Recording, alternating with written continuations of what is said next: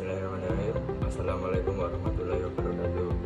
Perkenalkan, nama saya Rifki Mahendra Soekarno dengan NIM 20211111115 dari kelas 3D Hukum Ekonomi Syariah. Di sini saya akan menjelaskan pelajaran filsafat hukum Islam yang berjudul Sejarah Hukum Islam dalam Pandangan Pakar Hukum Islam. Langsung saja kita masuk ke awal materi. A. Konsep formal substansif hukum Islam. Di dalamnya ada konsep yang berasal dari sumber hukum Islam, yaitu Al-Quran, hadis, dan ijtihad. Inti pemikirannya adalah konsep hukum Islam dibatasi ruang dan waktu, yakni sebelum periode Umayyah dan akhir pemerintahan Umayyah. Menurut konsep Islam, pembahasan hukum Islam tidak terlepas dari konsep fikih. Pada awal Islam, kata fikih dipergunakan sebagai pemahaman terhadap hukum-hukum agama keseluruhan. Dengan demikian,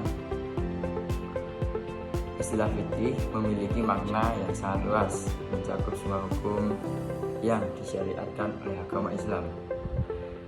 Lalu lanjut yang kedua, B.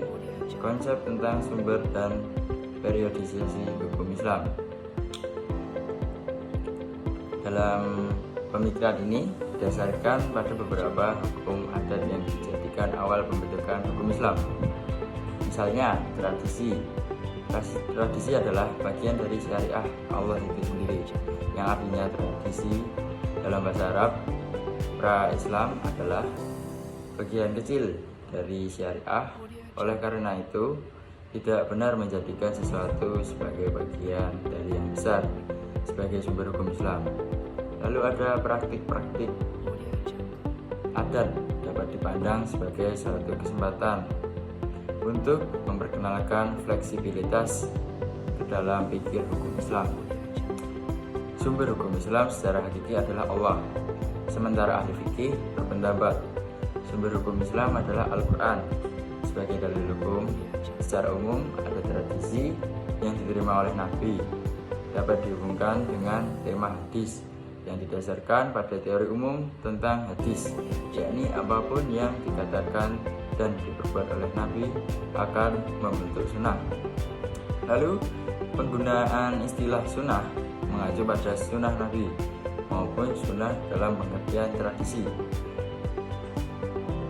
individual seorang muslim maupun pada masyarakat. Lanjut yang ketiga atau C, konsep metode penggalian hukum Islam. Di dalamnya terdapat hukum Islam berdimensi uluhiyah, dalam arti bagian dari agama. Ada 4 pendekatan yang harus digunakan dalam penelitian tersebut. Yang pertama, pendekatan teologi. Yang kedua, filsafat. Yang ketiga, sejarah. Dan yang keempat, ilmu sosial. Pendekatan teologi dilakukan dalam meneliti hukum Islam. Teologi bukan hanya mencoba menjelaskan bagaimana sesungguhnya tentang pembahasan Tuhan.